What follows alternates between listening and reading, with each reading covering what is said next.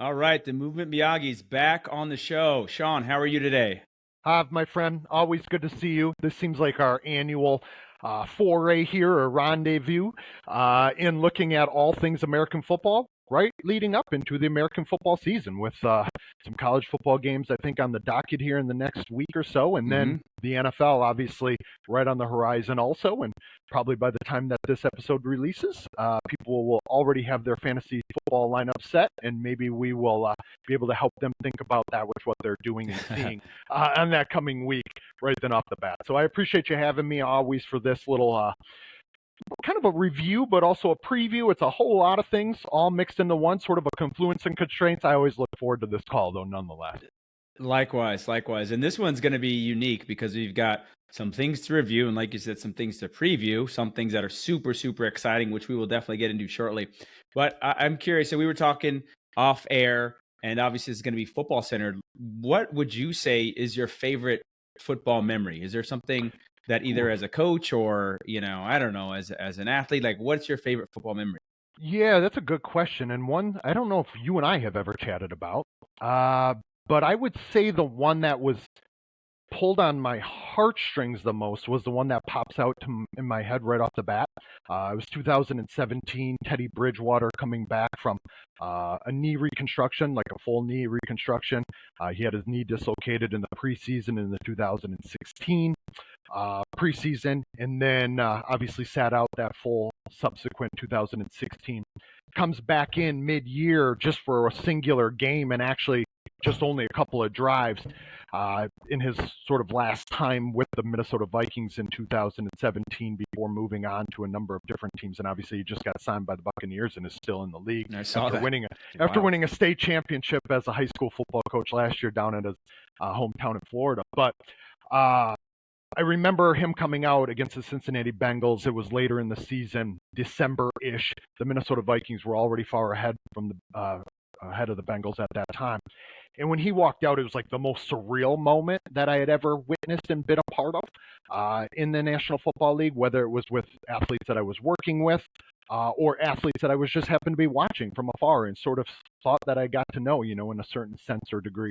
But there's a lot of memories in there too. You have like being at Camp Randall when Melvin Gordon goes for 408 and 3/4, and that's 408 yards in 3/4, only three-quarters of play. Who was that against? That was against Nebraska, and that would have been the year that he probably could have or should have won the Heisman Trophy, of course. And Melvin and I had spent a good amount of time together prior to that point, kind of shaping his craft and looking at what he was doing. And then there's other situations, such as the Minneapolis Miracle with Stephon Diggs, not a player of mine, but on a team that had, I think, 8 players that I had partnered with on that respective season, doing something that now is replayed over and over and over again. There are a lot of them, but I would say the Teddy Bridgewater comeback, even though the drive didn't, it ended up not so romantic because he turned the ball over on the third snap of the game, but or third snap of the drive that he was in on, and but just the crowd reception and the way that both sides of the teams handled it, it was just something that was obviously unforgettable. I mean, and considering what he came back from, I mean, a lot of people probably didn't think he was going to play again. So to even get back on the field, it was an incredible accomplishment. Yeah, and in that time, so he and I first only partnered together in that one respective season in his comeback. And it wasn't until midway through 2017, that we actually began work together. But we did so much work, and I saw him go through so much, especially going through the doubts of the outside world and trying to let that go and still go back to work on his craft and fine-tune who he was and really become Teddy 2.0, if you will, in a time and a place where most people might have actually contemplated retirement, or people were already advising him that he may want to contemplate and consider that. And you think now, here we are, 2025, 7-8 years later, and he's still playing in the league. Yeah, that's a pretty incredible accomplishment. Like you said, it's a lot of people probably would have advised him to retire. So that's great. Thank you for sharing that. Didn't know that was your favorite. I do have a question the audience might be interested. I definitely know the answer to this, but when you say partner with the football players, right? Partner with athletes. A lot of people listening to this may just find that's different. Why do you say partner as opposed to another word? Yeah, I believe that the players and I are in this partnership of collaboration. We're in a partnership of collaboration towards the enhancement of their skill or the adaptation of it, the filling in of their movement toolbox and the gaps that they possess. It's the reason why I don't view the players as quote unquote mine, or I avoid that verbiage at all way, shape, or form. Whereas maybe other coaches that are trainers in the space working with individual NFL players, or even those that are on a respective team might say, my guys, our guys, that type of thing. I might proclaim our guys, but it is coming down to our partners, our collaboration partners, and I view them as the most important collaboration partner by far. Even if I were to be on a staff, I would view the players themselves because they are the agent of their own skill in bringing to life on an NFL Sunday, right? So they have a much more vested interest as to how that skill should adapt and evolve than anybody else ever would, right? Because it's theirs, it's part of their brand, it's that which one underpins what they do and how they bring their livelihood to be, or how they achieve certain purposes and visions that they have for themselves. So I've always viewed myself as a partner with them.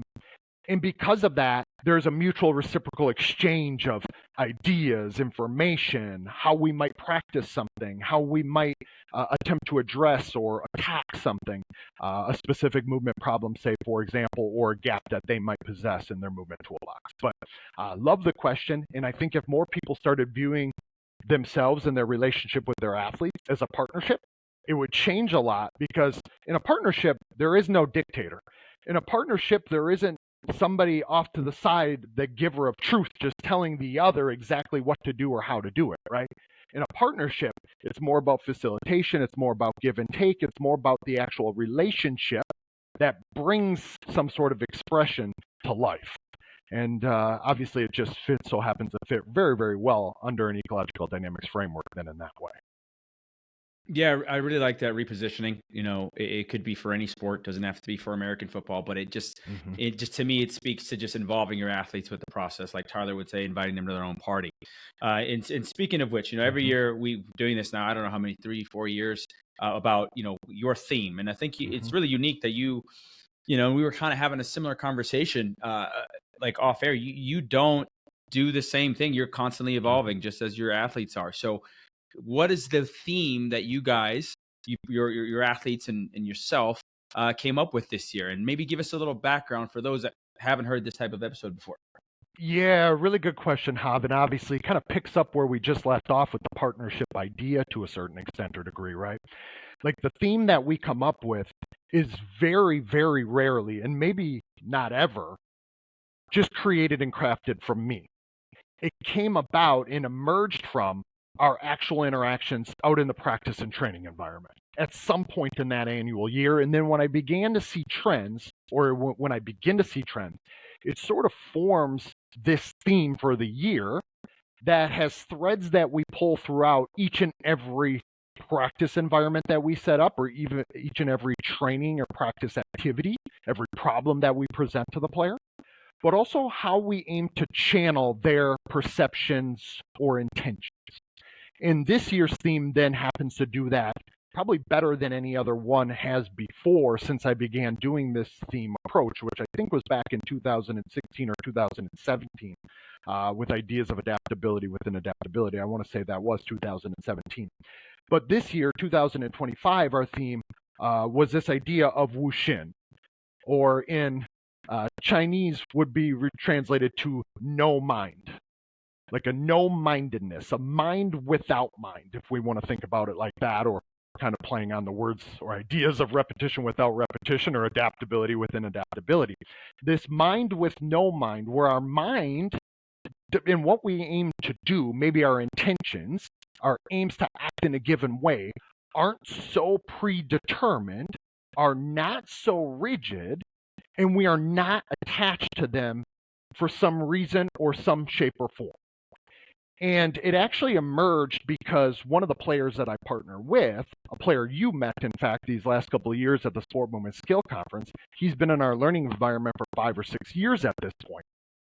On the very first day of our summer training period, so the 5 weeks of summer, June 16th, we're all together. And at the end of our session, I always give some time for the players to speak about their problem-solving experiences on that respective day, how it might have aligned with their respective intentions on that day, or how it might align for their goals and intentions for the entirety of the summer before training camp would have come across.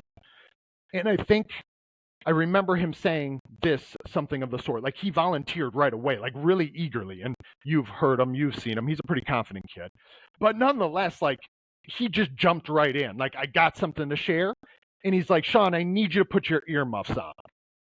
Like, that's the first thing that sort of comes out of his mouth. And I'm paraphrasing here to a certain extent, but that's essentially what he said. He's like, Shawn, I'm going to need you to not listen to this. And of course, that made me only lean in more and sort of giving everyone, the listeners out there, full acknowledgement or awareness of what we do. We are very transparent. We are very open. We are very honest because it is this mutual reciprocal relationship between myself and the players and their skill. So I'm okay with them having certain criticisms or critiques. And of course, what he was about to say, he wasn't wrong with. He's like, we have a bunch of new players out here this year that have never been out in our learning environment before. So I know why Shawn has to say certain things that he is to explain the activity, because it's very, very different than what these players have done before. He might be trying to get through certain intentions that he's never talked to them about before. But Shawn, you spent so much time talking that it filled my own problem-solving state of mind, and it got in the way of the problems I was attempting to solve. Like, I found myself thinking about the things you were saying and then attempting to do them for myself, even though they were things that I had adapted my skill through and around for years now. And I found myself getting away from the goals that I actually had for the session, but also the goals on how I should aim to solve that respective problem in front of me. And of course, Hav, as you well know, I live and breathe by this paradigm around a problem-solving state and frame of mind, right? Where the problem and the solution become one with one another. The performer themselves can perceive and cognize and act in relation to the opportunities of the problem. And of course, to hear that I was getting in the way of someone's attuned, intentional, and adaptable solution that they could potentially organize to fit a problem that's in front of them, obviously hit me right straight to the chest, like it goes right to the core, right? And other players in the learning environment then sort of like picked up the baton, not necessarily putting me down, but just talking about how often coaches throughout the entire time scales of their learning in time in football actually got in the way of their problem solving. A number of the NFL players that were in our learning environment on that day basically reinforced what David was bringing up initially. They're like, yeah, for the last 9 weeks, the coach tells me all these rules I need to do and all these things I need to accomplish. But what they don't realize is on game day, I might have Myles Garrett standing in front of me. Or I might have to cover George Kittle, or I might have to do like all of these things that don't really come to be if I follow these if-then that type of rules in this laundry list of them. And so the theme that sort of emerged on that very day that we just kept pulling upon throughout the course of the next 5 weeks is what we are going to sort of embrace for Football Beyond the Stats and our Movement Play of the Week and our Mover of the Year. This idea of Wu Xin, which is a no-mindedness, a lack of attachment to what someone wants to do, but instead just letting things come to be free of judgment and free of the mind getting in the way of what is actually really truly there. And I started to think more about some of the things that underpin our ideas on bringing skill to life. In adapting skill in the moment, it's all about the what is, right? So if a coach or even a player's mind is in the way of them truly interacting and exchanging information with the what is that's there, the opportunities, the challenges, the threats, the perturbations, the entire landscape of opportunities to act, aka affordances, like we're not getting them closer to becoming their best self and expressing skill when and where it counts, which is obviously on game day. So I know kind of a long-winded story there, but that theme for me began to shape many of our applications in practice as well. Like we just leaned in on certain ideas that we maybe briefly touched on in the past or we thought were already set in place within our learning environment. And even my own coaching behaviors in the way that I aim to interact as a facilitator of trying to bring this more attuned and adaptable skill to life, I started to behave differently. And, we can either get into that or we can get into any number of aspects, obviously, of this theme. But the idea of Wu Xin is one that I think other people can begin to embrace and then begin to try to figure out ways to embody so they practice that way and they can ultimately be that way out in competition.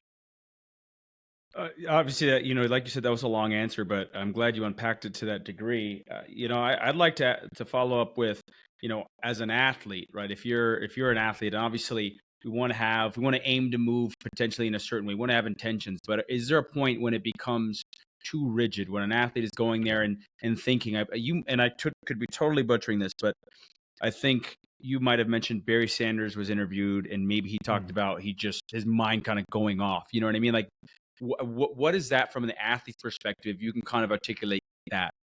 Yeah, it's interesting because I think when we hear certain players offer anecdotes in regards to these really skillful or dexterous expressions of movement behavior, say the Barry Sanders example in the Top 100 video where he says, in certain situations, they're very impulsive. I have to act instinctually by just turning off my mind and just going along and reacting.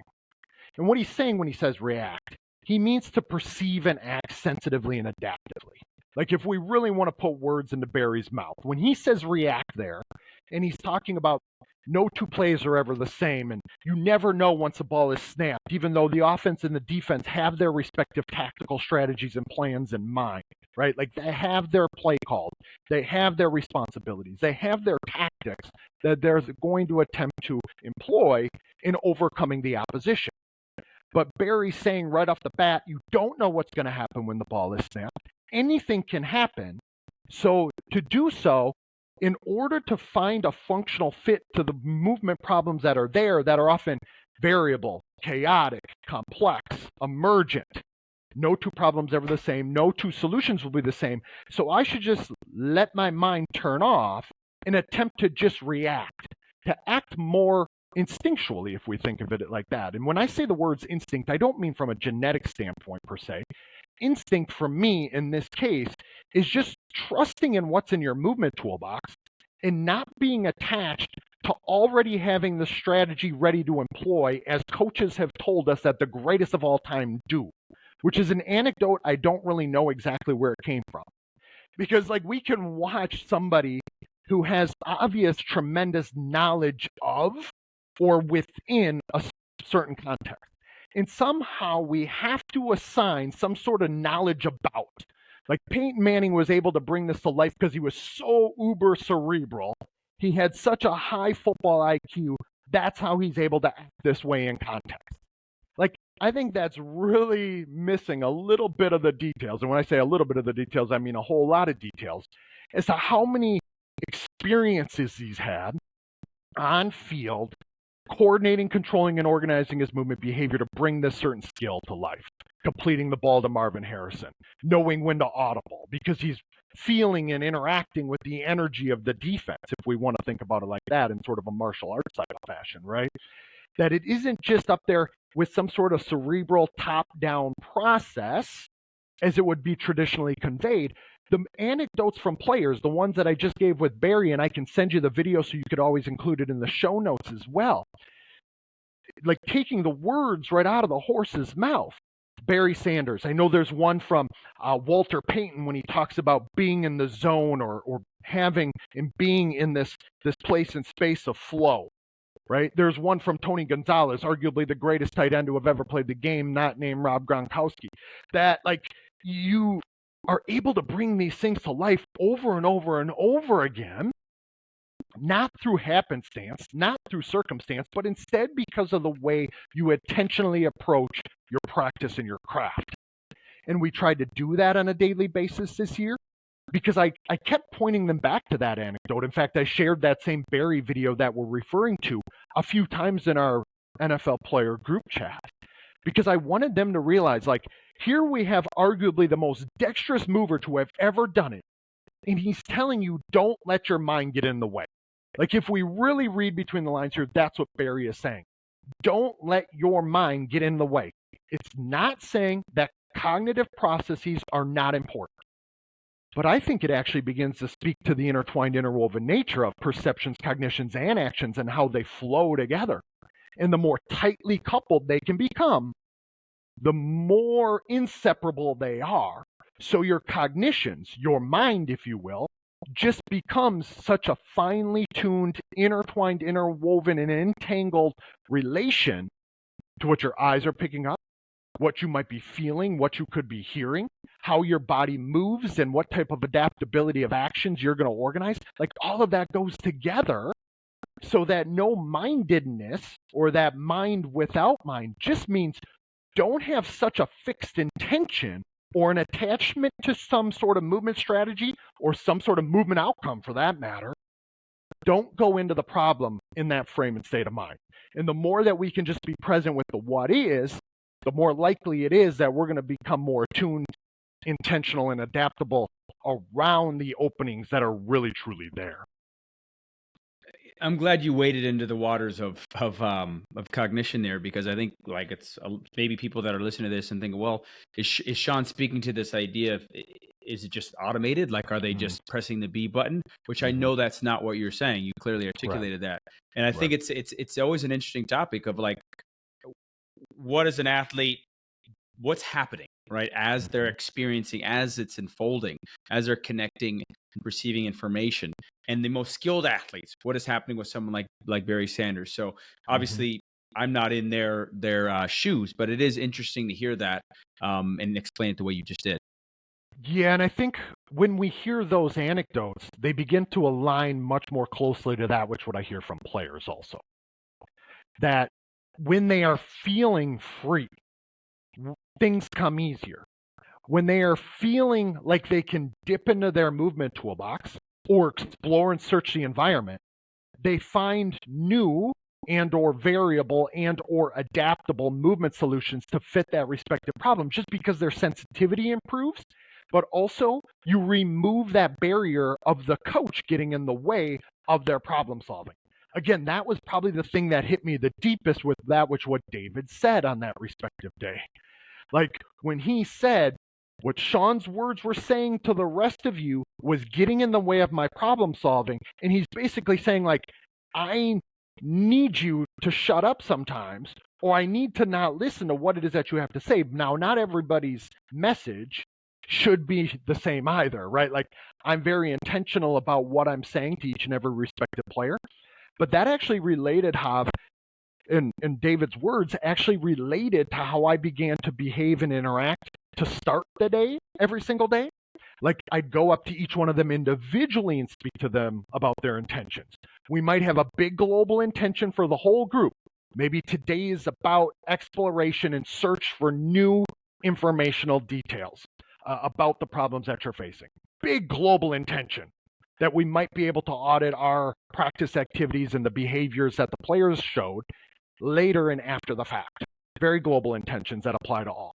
But I might go to each and every respective individual and say, like with David, and the reason why it was getting in the way of his problem solving, some of the things I was saying to the other running backs that were new in our learning environment, it was because his intention was to be more deceptive. Well, think if that's a very global intention for an athlete to have also, but that will play out in very peculiar and specific ways, right? Like, not every time is the right movement solution going to be to act deceptively. Sometimes there's a huge opening and opportunity to act upon, right? So he's going in with this global intention. Now I fill it with all these other things, and he began to even forget what his intention was in the first place. And I almost regressed him 3 or 4 years back to when he was new into our learning environment, and I'm making him learn it again all for the, like right off the bat, and let his skill sort of play out that way. And so I think there is a lesson for all coaches, no matter what sport it is that we are a part of. It's to make sure we're not getting in the way, make sure that the athletes themselves has the canvas to be able to make mistakes and to behave in a free and open way. Now, of course, the closer and closer and closer we get to the season, we ultimately have to have more solidified or stable performance. And the performance has to come from a movement outcome being achieved, not being done in a certain and respective way, right? But I think that's maybe one of the biggest takeaways that people can have that will transcend from American football and our learning environment over into possibly theirs. What would you say is the biggest adaptation from you? Obviously, we talk about how our athletes adapt and how they evolve. From this offseason, what was the biggest adaptation in you as a coach? Yeah, really great question there, because I think there's a number of different things that played out. I would say the first one would be ensuring that I was able to assist the players in becoming more present from the time they would walk out onto the field. Because without this one, any other adaptations within the practical application of that, which what I did on a day-to-day, wouldn't have even been feasible or possible. And the one that I'm speaking to here is just becoming present, making sure you're there, making sure you're engaged, making sure you're ready to immerse yourself in interacting with the what is. Because I started to realize that even though I myself would show up and be extraordinarily present, I mean, just for context purposes, then this is not like some sort of braggadocious thing. This is just my way of doing and being. I have a 30-minute drive on the way there. I will sit silent and essentially go through a moving meditation. The moving meditation just so happens to be my car, right? But the meditative piece, I'm already getting myself in a frame of mind similar to that which what I hope the players themselves now will embody the essence of in this Wu Xin, right? I didn't realize I was doing it in that way, but I wanted to make sure I myself, as a skill acquisition specialist, am so there with the what is myself that I can adapt my own actions or that way that I'm going to bring certain things to life, whether it's through the practice activity design or my guidance and communication methods, how I'm going to relate to the player. I need to make sure that is finely tuned. So when I walk out into the field, I'm actually opening myself up to all of that is that which what is coming to be. And I'm getting there 30 to 40 minutes ahead of any player will. Why? Number one, obviously, as most people know, I participate in a good amount of the activities. I'm not very young anymore. It takes a while for this old body to get warmed up. That's number one. Number two, I've realized that the deeper I get connected to the environment that's there with me and around me and in front of me, the more adept I am at being able to adapt myself and my skill in that which what I bring to life in my practice when the players walk out into the field. So I can see the way that they drive into the parking lot. I can see the way they're getting out of their car. I can see the way they're walking to the field. Are they texting? Are they looking at the entire landscape? Are they looking disgruntled? Do they look like they got a pep in the step? Some of the athletes, and you know some of them, walk from the moment they get out of the car, they're grinning from ear to ear. Some athletes get present in different ways. I should say all athletes become present in different ways. But I took great care in ensuring that I tried to bring that type of presence the moment that they got anywhere remotely close to the field. It was sort of like this radar. When the field was far enough away from where they were, there better be a switch that is flipped in some way, shape, or form. And of course, when you're talking about NFL players that want to have their phone attached to them or in between sets or while they're still doing animal flow or anything like that, they want to go check their phone or they want to go, talk about this or do that. I tried to make sure that I was eliminating all of those options as much as I could. So we would literally set our stuff very, very far away from where our workspaces were going to be. So then they'd have to look, oh, shoot, I'm on the opposite 35-yard line, and our stuff is down at the goal line. I only have 4 minutes. Is it really worth it? I started to take away affordances to a certain extent. Or the moment they walked out, and we scheduled our sessions actually 30 minutes before we would go cleat on. Because I found oftentimes this younger generation of players, they're just quick and apt to just go from one thing to the next. without actually taking the requisite steps to getting in the right frame and state of mind to being there. So they just throw their cleats on, still thinking or talking about something else. And then I'm expecting them to go be immersed in a highly alive movement problem that could end up relating to them getting ear-holed or, like something really, really bad or significant. Like, I tried to eliminate all of that as much as I could. And this being present mindset was one that we began to like really try to harness and embrace on a daily. Me, myself personally, sort of from quote unquote the middle of it and letting it go bottoms up. But then like the players that I knew were part of our learning environment and set pieces in it, I started to trust more and more that they were going to show the way and be the trendsetters in that way. And for the most part, they were. Yeah, it's really cool to see the different offshoots, if you will, of what that means, right? You look at Wu Xin, a no-mindedness, but then all these like these different things offshoots. So it's really cool. This idea of being present, or as what that's the same generation might say, lock in, right? How can these guys get locked in, but not so locked in that they're just fixated, right? That they're perceptually open. So I like that a lot, and I feel like as coaches we probably need to do that too. I definitely have been distracted during a session and delivered a garbage session before. So I think that's good words for both parties, for us and for our the athletes we partner with. So from Wu Xin to another very exciting thing, right? We talked about the review. Let's get to the preview. So I'll let you go ahead and kind of take it from here. But you've got something that you and some of your partners in this endeavor have been working on. So why don't you tell us about it? Yeah, very cool. And thank you for, this one was obviously sort of a long time coming, as I think you well know, as a close personal friend of mine for a long, long time now. We're not going to talk about how many years we've been friends for, but because that people can find that out at some other way, through a podcast in the past or something of that nature. But for the last calendar year, myself, along with a business partner of yours and mine, and a colleague of yours and mine, and Tyler Yearby, as well as then skill acquisition giant that is Rob Gray of the Perception Action Podcast in Arizona State University and the Chicago Cubs. Currently, have been working on this little bad boy that you can see in front of me. Those of you who have a video screen, you can see it right there. Enhancing Skill in American Football, Revolutionizing Practice Design for Transfer to Game Day. So a book and a text that I have felt is very long overdue. In fact, I first started kind of crafting and creating it back in 2020. Just sort of like doodling, doing the skeleton of it. Actually wrote Tyler and myself before bringing Rob and looping him into the project. Tyler and myself had written quite a bit on it to try to like get it out to the masses. Figured out it wasn't exactly time. Tyler was obviously really deeply ingrained in his doctoral work. It just wasn't the right time with the athletes that obviously I had at the time. And then finally, I just said, we need to create something, and we need to create something sooner rather than later for American football coaches so they can inform their own practice design, their own learning environments to be more in line with contemporary skill acquisition concepts, principles, ideas, and research. Because enough was enough. Every single year, the spring and in training camp, I would see the very sterile, very isolated, very decontextualized, very dead activities that were routinely being done for players across the timescales of learning.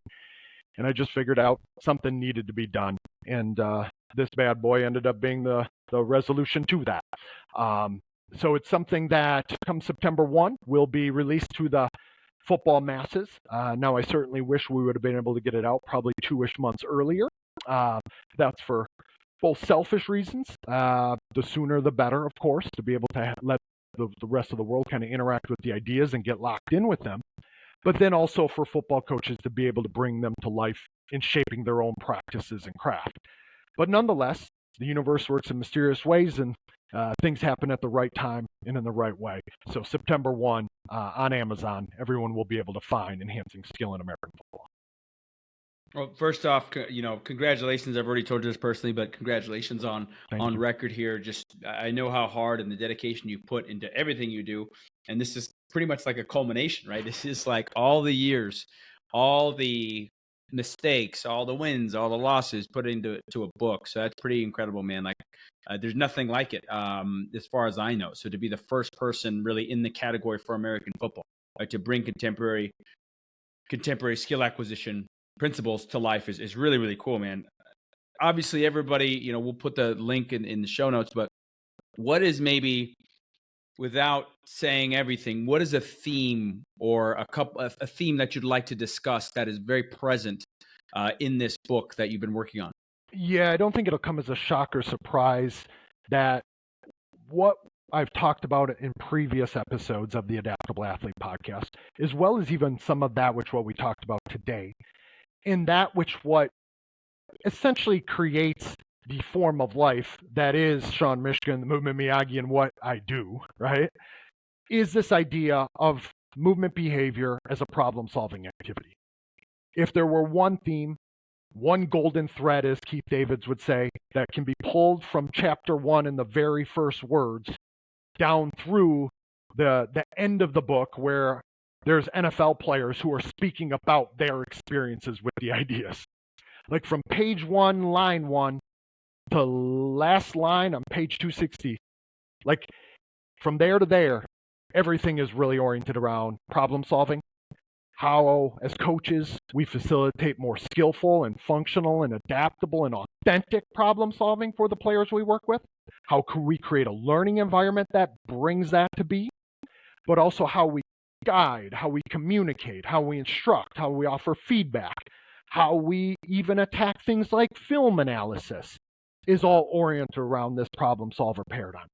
Of course, we set the tone in the first 3 chapters, really getting into the whys of that. Like, we don't want to just pitch a cookbook of drills, even though chapter 6 and nearly 50 pages is nothing but practice activities. Nearly 50 pages, 48 I think it is, of just practice activities with illustrations, with manipulations to constraints that I use on a daily in my learning environments, and I have for years, talking about the intentions behind them, how we might be able to guide what we might see come to be, how we would change things then if we did see some behavior emerge. That part is all really well and good and important, but without the whys, none of that would matter, right? And you know this as well as I do. Nothing is as practical as the most solid theory and the most well thought out theory that is tested against not only research in research, but bringing the hands-on empirical research that really is the learning environment that then transfers or may not to a game day or to competition. And so that was the other theme, and that's why, again, I know people might be listening to this, but if you look really closely now, besides the not for resale there on the author's copy, right? Because this is the very first one off the press. But you can see that picture there with the ball and the rain pouring down on it under the bright lights with a full crowd on, like a Monday Night Football, Sunday Night Football, or Friday nights type of thing. And that, to us, began to truly capture the nature and the importance of the performer-environment relationship and the problems that are going to be there based on the confluence of constraints coming to be that act unlike anything else that player will face in a traditional practice activity or environment, right? Where things are typically crisp and clean and isolated and decontextualized. It's really all about movement actions. Whereas in our world, in that which what we're proposing throughout the text, it's really about the problems to be solved and how we as coaches can set a practice activity that is filled with these problem-solving experiences.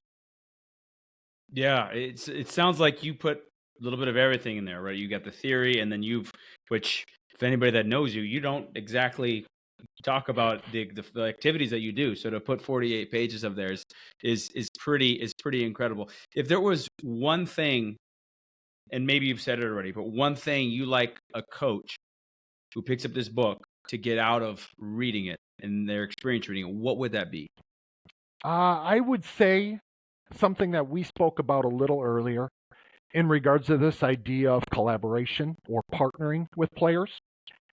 I think if coaches were to take more of that type of approach within most of the way that they go upon their practice and craft, everything from the film room in bringing the tactical strategies to play for a unit in a group, as well as then out into how someone is going to aim to execute on an NFL Sunday, or what type of approach might be taken for that player's development. If they start to align in a more collaborative way, where they're trying to aim to be a facilitator of bringing that to life, as opposed to the person responsible for, I think things change tremendously.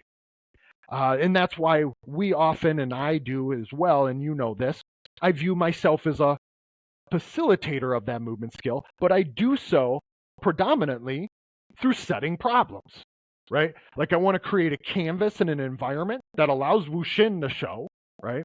Where a player can be authentic, they can interact with the what is, they can explore the what is for what it is, and they can explore their movement toolbox and their respective reorganization of their strategies to be able to fit that, so they become such sensitive creatures that they can do it and act with agency without us. Because at the end of the day, the 60 minutes of the NFL football game, even if we are a position coach, or even if we are on that coaching staff, that player is out there themselves, expressing themselves through their movement skill and acting as an agent for themselves, even if they're bringing a tactical intention to life for the coach. And so I think the more we can empower this essence for the players we partner with, I think it goes a long, long ways. And of course, there's a certain theme of that within every chapter as well. This idea of being a problem setter, a learning environment designer, a facilitator, a collaborator, however it is that you want to kind of capture that, I think the essence remains the same. You allow the player to be the interactor, and we will just nudge, we will just support, we will just offer learning opportunities, if you will. I think if you can flip that paradigm, we'll have greater transfer from practice. We'll have much more adaptable athletes. Plug to the podcast. So I'm excited for it. So I can't wait to read it. I'd love to do like a fun segment that we've never done in this podcast, if you're up for it. And I think we should call it Shawn's Hot Takes. Oh, and okay. So what I want to do is tell you something, like something within the realm of American football, and just get your instant reaction, response to it in a fairly short way. You up for that? I'm up for that. You know me, I'm always up for a little problem to be solved, a little challenge put in front of us. Let's interact with that wave. Okay, let's do it. It came to me as we were talking. We'll see if this is a dud or if it stays. Okay, so first thing, 7-on-7 football. Instant thoughts.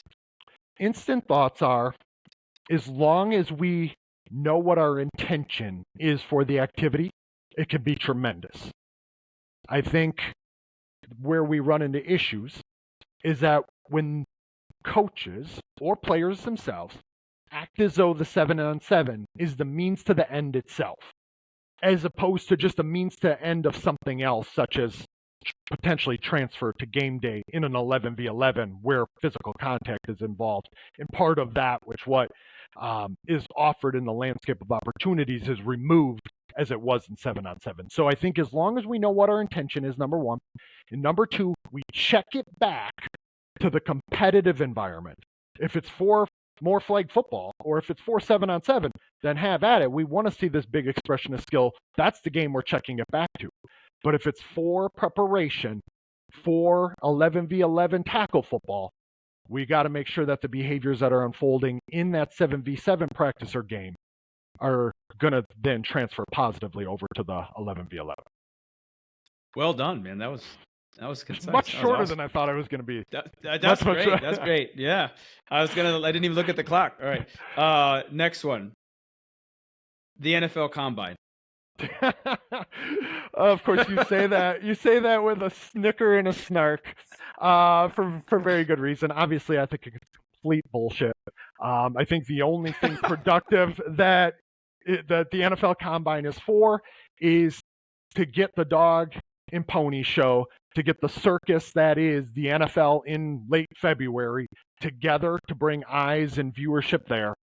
I think at one point the NFL Combine was used rightly and usefully from a medical standpoint You could get all the players there to be poked and prodded, really without restraint to any degree. And so it leveled the playing field in many ways. But these players are getting medically checked out in other ways now in 2025. The NFL Combine can and should probably be done away with. It's just a time for the good old boy network to kind of get together, have their dog and pony show, make a little bit of money, have a few beers, and maybe a whole industry in and of itself that is actually setting players behind a bit as well, when they should be getting ready to truly play on an NFL football field to make that jump from college. Maybe they don't need 6, 8, 10, 12 weeks of combine preparation to go into an activity that may or may not show who is going to be a more vital, skillful player on Sundays to come.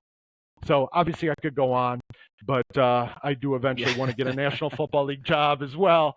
But nonetheless, I should probably keep my mouth shut now. Well, I think you've answered it thoroughly. And again, I'm obviously playing the role of question asker here, but I kind of know some of these. So these, the value of traditional speed training for football players. I think at a certain level, meaning the lowest time scale of learning or lower on the time scales of learning, earlier in an athlete's journey, when we want to give them a wide variety of experiences, as well as help them develop a more stable behavior in bringing some things to life, such as projecting and accelerating, right? Like projecting one's body through time and space, doing so intentionally, doing so explosively, and how to orient oneself when they're doing that can be highly valuable. I think the higher the levels that we go, the more and more people become fooled into thinking it's going to have any positive transference whatsoever. So by the time a player gets to playing on Sundays, very rarely do I feel as though just traditional speed in the way that it's measured and or trained is going to have almost any transference whatsoever. And knowing that time is of the essence for every single professional athlete, every single player, the moment that they walk into an NFL organization and locker room, time is limited. I don't think we should be spending it doing things that are as decontextualized as traditional speed work is, as much as we do. Is there a time and a place for some of it? Certainly. There certainly could be something to be said about frequently accelerating, but not keeping that as the means to the end either. And that's what I'm finding things swinging to do.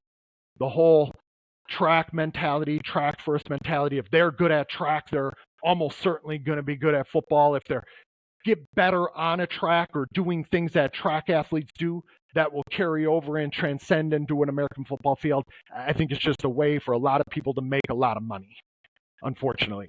And it takes players away from that what they need to be developing, which is more adaptable skills for the context that behaves and unfolds differently than that what they faced before. College football Saturday is very different than an NFL professional football Sunday. And they need to get as much time and as much exposure as humanly possible there. And much of the time during training in very important times, March and April, June and July, is spent doing things that are lacking of relevance to the football field on an NFL Sunday. Well said. Well said. I think we have time for one more. So the last one I have for you, the value of preseason football. Now, I have changed my tune a little bit on this over time, ironically enough. I want to say back in 2015, 2016, somewhere in there, I wrote a blog post that was the only blog post on Football Beyond the Stats that I ever ended up going back and deleting. And I never actually gave myself a rebuttal, which is something I typically would do, like almost rebuttal myself with the way my thoughts and ideas had changed. At one point, when I had less players that were, let's say, battling or attempting to make an NFL roster, I had many more established players at that point, a lot of starters. I did not see the value as much as I currently do with preseason football and then playing in the preseason as much as I do now. And at that time, I didn't realize the true value of what it could equate to for player development for the players that may or may not make the roster, the bubble guys. Obviously, those individuals, they wanted to be able to have more reps in the preseason. I'm now to the point where, like last week and the week before, if most people were watching the NFL preseason, they saw Joe Burrow and Jamar Chase get a lot of exposure in the first and second game for the Bengals. And of course, all of Twitter and all of social media was up in arms. How can you have one of the top quarterbacks and arguably the top receiver, particularly these people on social media are arguing because of fantasy football, like they've already drafted one of those guys and they're like, get that guy out of the game right now, get that guy off that preseason field and get him in bubble wrap walking from here to the locker room. Like that's what these people are thinking. And I guess as a skill acquisition and movement coach, working with many of those players in 14, 15, and 16, I felt that way also. Like, get them off the field. The time that matters the most is when they can do it when it matters the most. And when it matters for them, when it matters to the team, when it matters to wins and losses in the columns at the end of the season. As time has passed, I've realized in the practice setting, few players get exposed to truly alive movement problems of the more complex sort, such as 11v11. They might be doing a ton of half-line stuff, a ton of 7v7, stuff of that nature. They might even be doing 1v1, 2v2 types of slices, maybe at best if it's alive, in training camp, right? They're getting such little true resisted opponent work in a highly alive fashion under the constraints of a complex movement problem, more interacting component parts, more players who aren't attempting to cooperate in the practice activity, right? And that isn't safeguarded. You are going to the ground. That guy will light you up. That guy is fighting for his job also. Like, these things don't happen in the NFL practice environment, but it will happen when September 7th rolls around and it's week 1 of the National Football League season, right? Like, when that first NFL Sunday comes around, that's the reality. So the only representative, truly representative task design that they got to embark on, both starters and non-starters alike, both guys who were solidified roster spots and guys who were bubble guys fighting for it, that's the only time they truly got to be experiencing representative learning in the last calendar year. We can create some slices that are highly alive, that are representative because they're containing all bits and pieces of the bigger cake, but we never get to eat the cake in our practice and learning environment. And the NFL teams, who probably could in some ways, are too busy treating the athletes and players with kid gloves that they aren't willing to send that guy out there. But that's actually the only time that Jamar Chase can really truly try something and not have everything riding on it. Now, is there a risk of injury? Of course. But anytime you put cleats on and strap up your helmet, practice field or game day, there's always a risk. You're always getting a step closer to the grave. The NFL, the inherent reality is everyone gets injured in some way at some time.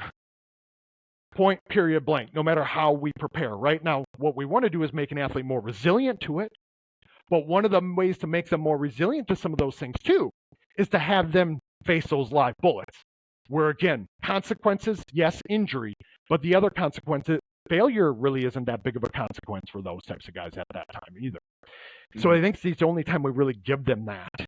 Until and unless we have a skill acquisition specialist who gets hired by that respective NFL staff and looks to aim and looks for ways to aim to recreate some of those bits. The pressure, the anxiety, the fatigue, the fans, the weather conditions, the change in whatever it might be that requires the adaptability from the performers themselves.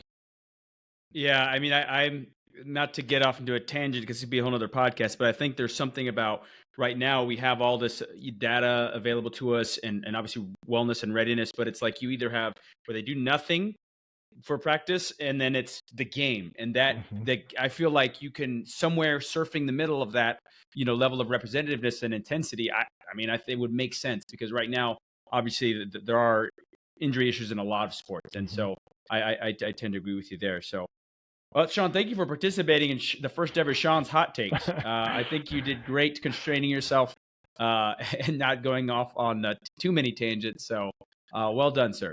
Well, thank you, my friend, and thank you for bringing that little problem, a very emergent problem, onto me. I'm always up for that. I think next time we might want to look to have a clock or something like that. Like if we I could thought figure out about that that. way. Yeah, we might want to do that. Obviously, neither one of us were prepared for that. So Yeah, it just goes to show that at emergence, we live that emergent problem-solving way of life.